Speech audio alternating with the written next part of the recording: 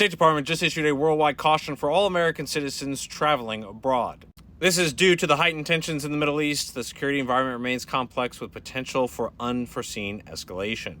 This is, of course, after CENTCOM announced earlier today at 4 p.m. Eastern Standard Time that a 10th night of strikes would be conducted in Iran. And as we wait for battle damage assessments to come in through the night and likely will be posted tomorrow, I want to address something that I've noticed on social media and in the news, at the very least. There is an element in social media and in the public writ large that believes that, U.S. troops don't want this war, or that there should be no troops on the ground, no boots on the ground, and that the military is demoralized and whatnot. But when you go talk to average service members, there's no demoralization. They are rogering up to go on another tour. They are wanting to serve overseas. They want to be involved and get in the fight. Now, there are various reasons around this. Some want to absolutely give it all to the IRGC and end an enemy, basically an enemy to humanity, and others really just want more pay, right? Because you get overseas tax-free pay and hazard duty pay and all that jazz. So there's a mix of choices there, but the overall theme I'm getting from active duty is that they are itching to get into the fight. And when you talk about no ground troops, the troops that are actually trained to go and conduct ground war, they want to get into the fight.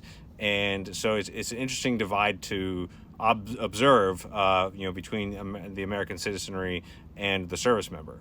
Now, one of the primary reasons we haven't conducted a full invasion or sent ground troops in is due to the drone threat. This is a part of the threat calculus, and they are seeing what happens in real time with the war between Russia and Ukraine and the effects that has on troops on the ground and how effective those drone strikes are. And so they're afraid of seeing something similar happen to the service member with the varying levels of defenses that we have against drones and how limiting they are. We're just simply not prepared to conduct a full ground invasion. That doesn't mean we still wouldn't, but right now we're just not there yet. Now, to emphasize this, take a look at this Ukrainian drone hunting a Russian logistics train. And we'll talk on that.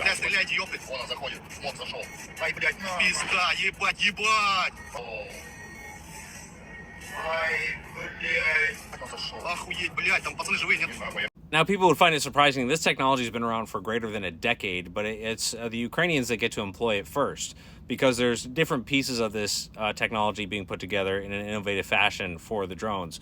But it's been around longer than a decade, actually, the ability to conduct image targeting, and that's exactly what this drone is doing, as it is using its smart AI computer to cycle through thousands of images and select a target based off of a priority order. And it doesn't need any kind of outside signaling to tell it this. It just can hunt for the targets it's looking for and strike.